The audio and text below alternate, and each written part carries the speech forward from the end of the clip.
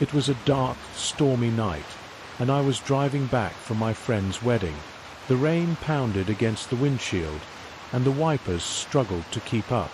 The narrow, winding road through the forest was barely visible, illuminated only by my car's dim headlights. I could barely see the road, and the forest seemed to close in around me, the trees like dark sentinels watching my every move. I was about 30 miles from home when I saw a figure on the side of the road. A woman, drenched and shivering, with her thumb out. Normally, I would never pick up a hitchhiker, but something about her seemed different. She looked desperate, and the weather was unforgiving. I pulled over and rolled down the window. "Need a ride?" I asked. "Yes, please," she replied, her voice trembling. "My car broke down, and I've been walking for hours." I unlocked the door, and she climbed in. Her clothes were soaked, and her hair clung to her face. She buckled up and flashed a grateful smile. "Thank you so much. I don't know what I would have done." As we drove, we made small talk. Her name was Emily, and she lived in a small town about 20 miles from where I found her. She seemed normal enough, but there was an odd sense of unease that I couldn't shake. The rain kept coming down in sheets, making it hard to see the road ahead. We drove in silence for a few minutes, and then I noticed something strange. Emily wasn't wet anymore. Her clothes, which had been dripping when she got in, were now completely dry. I glanced at her, trying to make sense of it. She noticed my look and smiled again, but this time it felt forced, almost sinister. "You okay?" I asked, trying to keep my voice steady. "Just tired," she replied, looking out the window. The tension in the car was palpable. I turned the radio on to break the silence, but all I got was static. I tried changing the station, but every channel was the same, just white noise. Suddenly, the car radio blared to life, playing an old news report about a missing woman named Emily. My heart raced as I realized the description matched my passenger. I glanced at her, and she stared back at me with those cold, empty eyes. "Emily," I said, trying to stay calm, "when did your car break down?" She turned to face me fully, her eyes piercing through me. "It didn't," she said flatly. "I died 5 years ago on this road." I slammed on the brakes, and the car skidded to a halt. I turned to look at her, but she was gone. The passenger seat was empty, and there was no sign of her. My hands shook as I gripped the steering wheel, trying to comprehend what had just happened. I drove home in a daze, the rain still pouring down. When I finally got home, I searched online and found an old news article about a woman named Emily who had died in a car accident on that very road 5 years ago. Her body was never found. I couldn't shake the feeling of her presence, and that night I barely slept. I kept hearing her voice, seeing her face every time I closed my eyes. The next day, I decided to drive back to the spot where I had picked her up. I don't know what I was expecting to find, but I had to do it. The rain had let up a bit, but the sky was still overcast, casting a gloomy shadow over the forest. I drove slowly, my eyes scanning the roadside for any sign of her. When I reached the spot, I pulled over and got out of the car. The forest was eerily quiet, the only sound the occasional drip of water from the trees. I walked along the side of the road, looking for any clue, anything that could explain what had happened. As I walked, I noticed something glinting in the mud. I bent down and picked it up. It was a necklace, a delicate silver chain with a small locket. I opened it and found a picture of Emily inside. My heart raced. This was real. She had been here. I felt a chill run down my spine and turned to see Emily standing on the road, her eyes fixed on me. She looked just as she had that night, drenched and shivering, but there was something different in her eyes. They were filled with sorrow, pleading. "Help me," she whispered.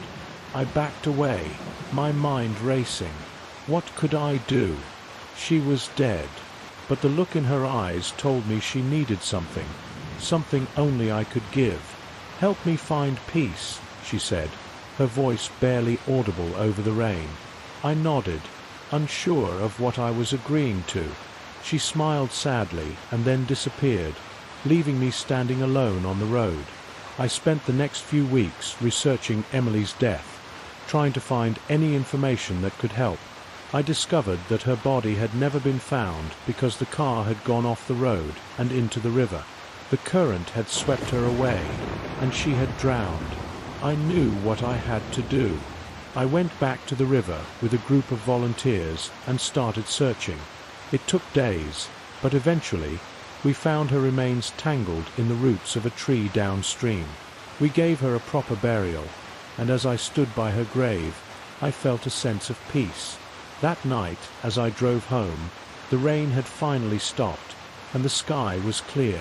I turned on the radio, and instead of static, I heard a beautiful melody. I smiled, knowing that Emily had found her peace, and for the first time in weeks, I slept soundly, knowing that she was finally at rest. I was on a long drive back from a business trip, and the rain was relentless. The roads were slick, and visibility was low. I had been driving for hours and needed a place to rest. My eyes were heavy, and the caffeine was wearing off.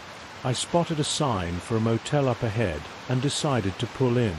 The neon sign flickered, casting an eerie glow on the rundown building. It wasn't my first choice, but it was the only place for miles. I parked the car and ran inside, trying to avoid getting soaked. The lobby was dimly lit, and a musty smell lingered in the air. An elderly man sat behind the counter, reading a newspaper. He looked up as I approached. "Need a room for the night?" he asked in a gravelly voice. "Yes, please," I replied, handing over my credit card. He gave me a key and pointed down the hallway. "Room 12, at the end." I thanked him and made my way to the room. The hallway was poorly lit, and the carpet was stained. I unlocked the door and stepped inside. The room was small and shabby, but it would do for the night. I locked the door, set my bag down, and collapsed on the bed. The sound of the rain beating against the window was oddly soothing, and I started to drift off. Suddenly, a loud bang jolted me awake. I sat up, my heart pounding. The noise had come from the room next door. I listened intently, but all I could hear was the rain. I tried to ignore it and lay back down, but then I heard it again. A loud thud, followed by what sounded like muffled voices. My curiosity got the better of me, and I decided to investigate. I grabbed the key and stepped out into the hallway. The sound was definitely coming from the room next to mine, room 13. I knocked on the door, but there was no answer. I pressed my ear against the door and heard faint whispers. My pulse quickened. Something was very wrong. I went back to my room and called the front desk. The old man answered. "Is everything okay?" he asked. "There's something going on in the room next to mine," I said. "I keep hearing strange noises." There was a long pause. "There's no one staying in that room," he finally said. My blood ran cold. "Are you sure?" "Positive. Room 13 has been closed for years. No one goes in there." I hung up, feeling a mix of fear and curiosity. I had to know what was going on. I took a deep breath and went back to room 13. The door was slightly ajar. I pushed it open and stepped inside. The room was dark, and the air was thick with a strange metallic smell. I fumbled for the light switch and flicked it on. The sight before me made my stomach turn. The room was covered in blood, and in the center there was a figure lying on the floor, motionless. I stumbled back, my mind racing. I needed to get out of there. As I turned to leave, the figure moved. It slowly sat up and turned to face me. Its eyes were empty, soulless.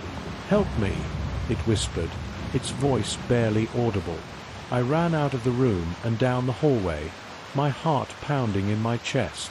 I burst into the lobby, breathless. "What happened?" the old man asked, his eyes wide with concern. "There's someone in that room," I shouted. "You need to call the police." He grabbed the phone and dialed, but there was no signal. "The lines are down," he said, his face pale. I looked outside. The rain had turned into a torrential downpour, and the roads were flooded. We were trapped. The rest of the night was a blur. We barricaded ourselves in the lobby, waiting for the storm to pass. When the rain finally stopped, the police arrived. They searched the room but found no trace of the figure or the blood. It was as if nothing had happened. To this day, I don't know what I saw that night, but I'll never forget the terror I felt in that abandoned motel. The next morning, I checked out as soon as I could. The old man apologized for the trouble, but his eyes told me he knew more than he was letting on. I decided to do some digging of my own. I found a local diner and struck up a conversation with the waitress, an older woman who seemed to know everyone in town. "That old motel? You stayed there?" she asked, her eyes widening. "Yes," I replied. "Do you know anything about room 13? She glanced around nervously before leaning in. "They say it's haunted. Years ago, a young couple stayed there. They were found dead, murdered in that room. The killer was never caught." I felt a chill run down my spine. "What happened?" "No one knows for sure," she said. "Some say it was a crime of passion. Others think it was something more sinister. The room's been closed ever since." I thanked her and left, my mind racing. Could it be that the spirits of the couple were still in that room, trying to find peace? Over the next few days, I couldn't shake the feeling that I needed to do something. I went back to the motel and asked the old man if I could see room 13 again. He was hesitant, but eventually agreed. The room was just as I remembered, dark and foreboding. I stood in the center, trying to feel any presence. "If there's anyone here, please show yourself," I said, my voice trembling. For a moment, there was nothing. Then, I felt a cold breeze and saw a faint figure of a young woman. She looked at me with sorrowful eyes. "Help us," she whispered. I nodded, tears streaming down my face. "How can I help you?" She pointed to a spot on the floor. I moved the old, dusty rug aside and found a loose floorboard. Beneath it was a small box. Inside were letters and photographs, evidence of a secret affair the couple had been having. I took the box to the police, and they reopened the case. With the new evidence, they were able to identify the killer, a jealous ex-lover who had long since left town. The couple finally got the justice they deserved. As I left the town, I felt a sense of closure. The spirits in room 13 had found peace, and I could move on. But I knew I would never forget the night I spent in that abandoned motel. I was driving back from my parents' house, a long, rainy journey through winding country roads. It was late, and the rain was coming down in sheets, making it hard to see. I kept the radio on for company, but the static made it almost impossible to hear anything. About an hour into the drive, my phone rang. I glanced at the screen, but the number was unfamiliar. I debated whether to answer it, but decided I might as well. Maybe it was important. "Hello," I answered, trying to keep my eyes on the road. There was silence on the other end. I was about to hang up when a voice finally spoke. It was faint, almost a whisper. "Help me." I frowned. "Who is this?" "Please help me," the voice repeated, more urgent this time. "Where are you?" I asked. my heart racing. "The old mill, near the river," the voice said before the line went dead. I knew the place. It was about 10 miles from where I was, an old, abandoned mill that had been out of use for decades. I wasn't sure if this was some kind of prank, but something in the voice sounded desperate, genuine.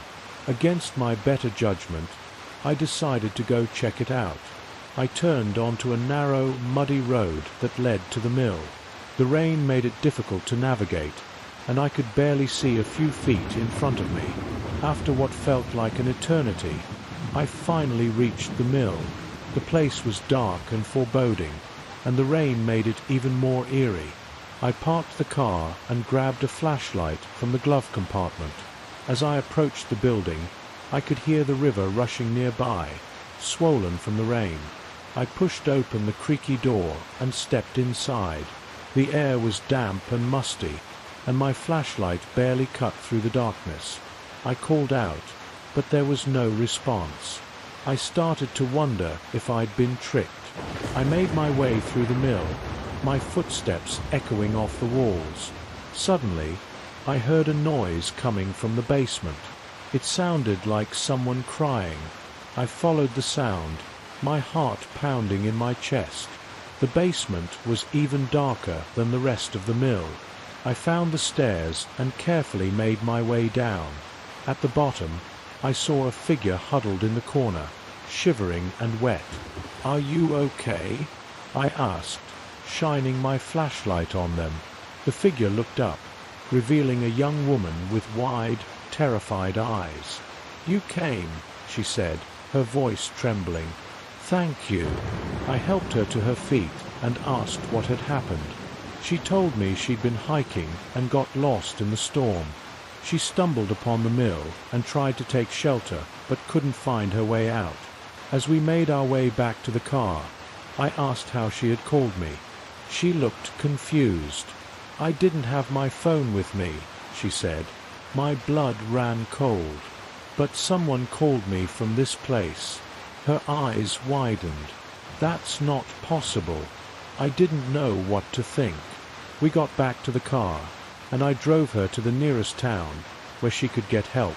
As I drove away, I couldn't shake the feeling that something was watching us. When I got home, I checked my call history. The call from the mill was there, but the number was just a series of zeros. I tried calling it back, but it went straight to voicemail.